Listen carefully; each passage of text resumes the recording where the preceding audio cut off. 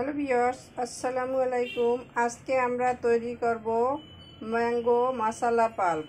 তো চলুন রেসিপি ভিডিওটি শুরু করা যাক।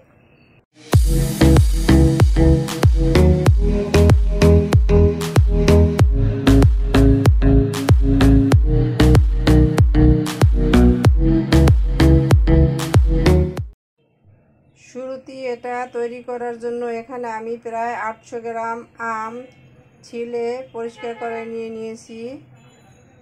কিচেনে এসে চুলে একটা প্যান বসিয়ে এতে আমি আমগুলোকে দিয়ে দিয়েছি, আর আমের ভিতরে আমি মেজারমেন্ট কাপের 1.5 কাপ পানি দিয়েছি। এখন দিয়ে দিচ্ছি ঢাকনা। আমগুলোকে আমি ঢাকনা দিয়ে সেদ্ধ করে নিব। তো ফিরে আসছি আমগুলো সেদ্ধ হওয়ার পরে। ম্যাঙ্গো মশলা পাল্প তৈরি করার জন্য যে মশলাটা লাগবে সেটা আমি এখন তৈরি করে নিব। আর এটার তৈরি করার জন্য এখানে নিয়েছি 1 টেবিল চামচ নর্মাল জিরা, 1 টেবিল চামচ গোলমরিচ আর 1 টেবিল চামচ মৌরি। এগুলোকে আমি এখন হালকা রোস্ট করে নিব। তো চলুন কিচেনে যাওয়া যাক। কিচেনে এসে চুলায় শুরুতে যে আমটা সেদ্ধ করে দিয়েছিলাম সেটা নামিয়ে নিব। ঢাকনাটা তুলে নিচ্ছি। দেখতেই পাচ্ছেন আমাদের আমটা সেদ্ধ হয়ে গেছে। এখন এটাকে আমি নামিয়ে নিব। আমটাকে নামিয়ে ঠান্ডা হতে দিয়েছি। এখন দিয়ে দিচ্ছি মশলাটা।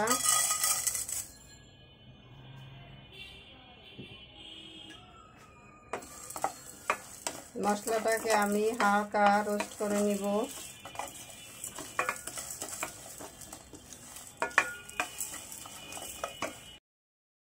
স্মেল বের হয়েছে, চুলাটা বন্ধ করে দিচ্ছি। আমি এখন এটাকে ঠান্ডা করে ব্লেন্ডারে গুঁড়ো করে নিব। তো ফিরে আসছি এটা গুঁড়ো করে নেওয়ার পরে। আমাদের ম্যাঙ্গো সিদ্ধটা ঠান্ডা হয়ে গেছে। এখন আমি এর থেকে বিচি ছাড়িয়ে বিচিটা ফেলে দিব। এভাবে সবগুলো আম থেকে বিচি ছাড়িয়ে নিব।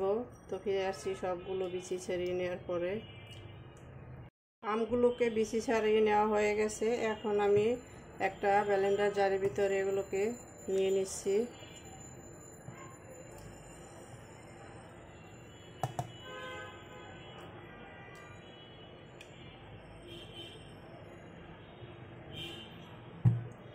এগুলোকে এখন একটা মিহি পেস্ট তৈরি করে নিব। দেখতেই পাচ্ছেন কতটা সুন্দর কালার এসেছে। মিহি পেস্ট করে নিয়েছি।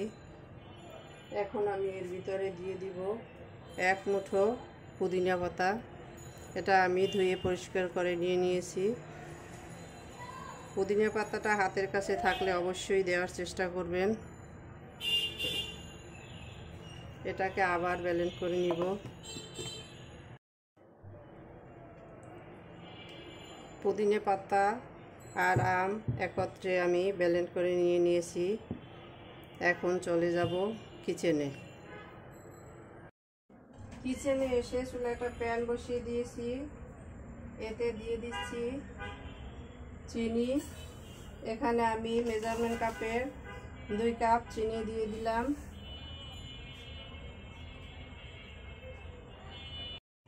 দুই কাপ চিনিতে আমি 1 কাপ পানি দিয়ে দিচ্ছি।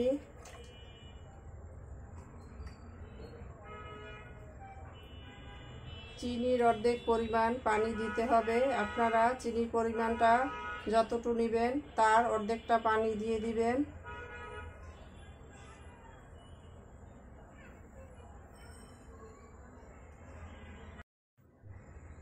চিনিটা গলে আসছে, দেখতেই পাচ্ছেন। এখন আমি এর ভিতরে দিয়ে দিব আম আর পুদিনা পাতার সেই মিক্সচারটা।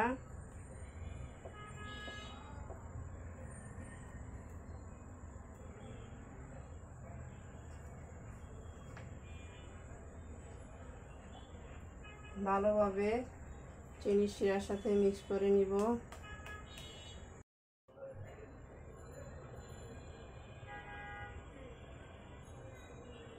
এখন এর ভিতরে দিয়ে দিব 1 টেবিল চামচ বিট লবণ,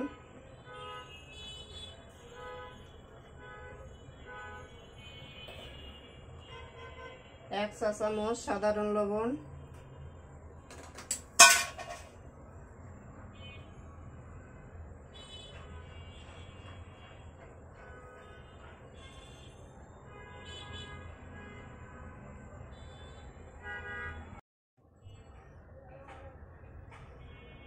এখন দিয়ে দিব সামান্য ফুড কালার। যেহেতু আমি কাঁচা আমের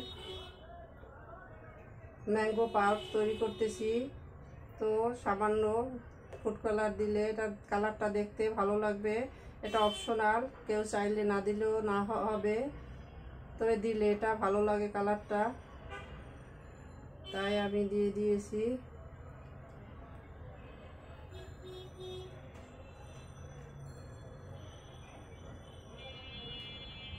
কাঁচা আমের শরবত হালকা সবুজ থাকলে দেখতে ভালো লাগে। এখন এটাকে অনবরত নাড়তে থাকবো যতক্ষণ পর্যন্ত না এটা আঠালো হয়ে আসে।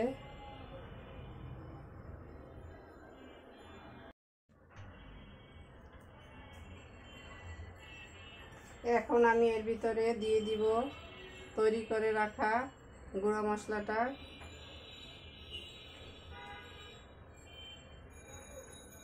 সবটুকু মশলা দিয়ে দিলাম।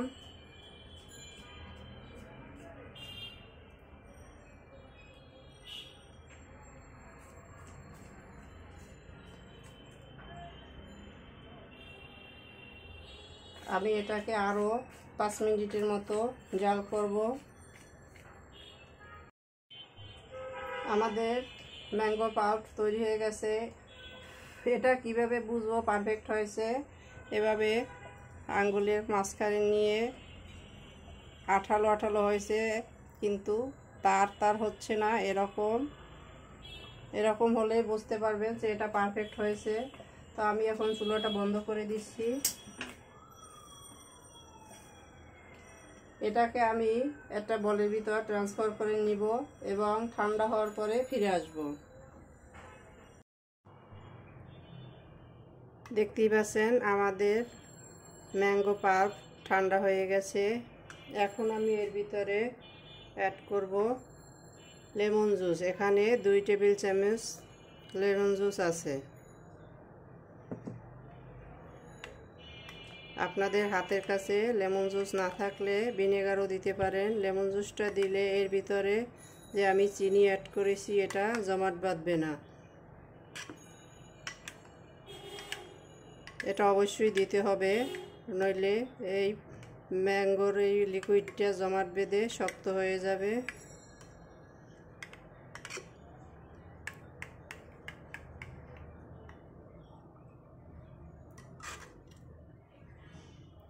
লেমন জুসটা দিলে এর ফ্লেভারটা অনেকটা ভালো আসে, তাই লেমন জুসটাই দেওয়ার চেষ্টা করবেন। এখন আমি এটা দিয়ে ম্যাঙ্গো শরবত তৈরি করব। শরবতটা তৈরি করার জন্য আমি এখানে 2টা গ্লাস নিয়ে নিয়েছি। এর ভিতরে দিয়ে দিচ্ছি আইস, দিয়ে দিচ্ছি ঠান্ডা পানি,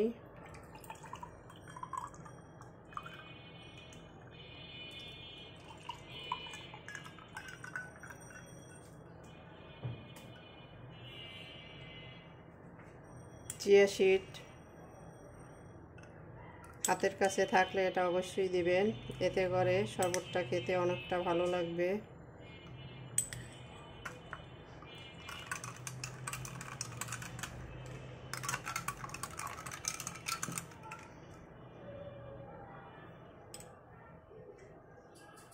এখন দিয়ে দিব এই যে ম্যাঙ্গো লিকুইড তৈরি করেছি এর থেকে, এটা স্বাদ মতো দিয়ে দিব।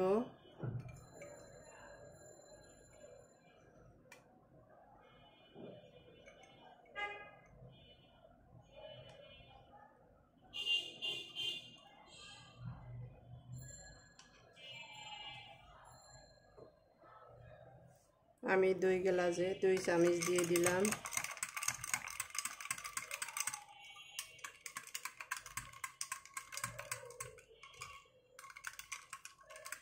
আমার কাছে এটাই পারফেক্ট মনে হচ্ছে, আপনারা চাইলে কম বেশি দিতে পারেন।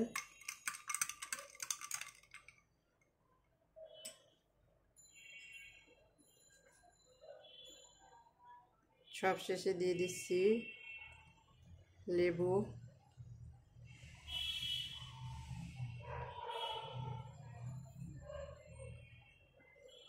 তো আমাদের ম্যাঙ্গো জুস রেডি। এখন আমি এটাকে সার্ভ করে নিব। সার্ভ করে নিলাম আমরা আমাদের কাঁচা আমের ম্যাঙ্গো মশলা পাল্প দিয়ে শরবত। দেখতেই পাচ্ছেন কতটা অসাধারণ হয়েছে। আমাদের রেসিপি ভিডিওটি ফলো করে আপনারাও তৈরি করে দেখবেন। কমেন্ট সেকশনে জানিয়ে দিবেন কেমন হয়েছিল আমাদের রেসিপি ভিডিওটি। লাইক, কমেন্ট, শেয়ার, সাবস্ক্রাইব করে আমাদের পাশে থাকবেন। আল্লাহ হাফেজ।